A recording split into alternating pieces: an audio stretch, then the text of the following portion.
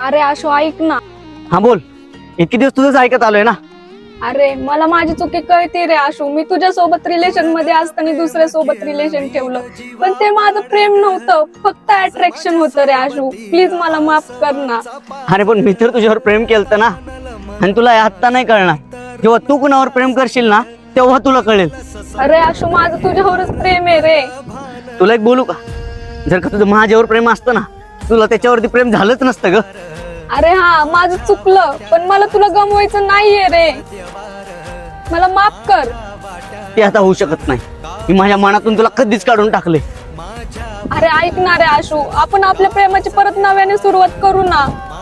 तुला एक बोलू का ग?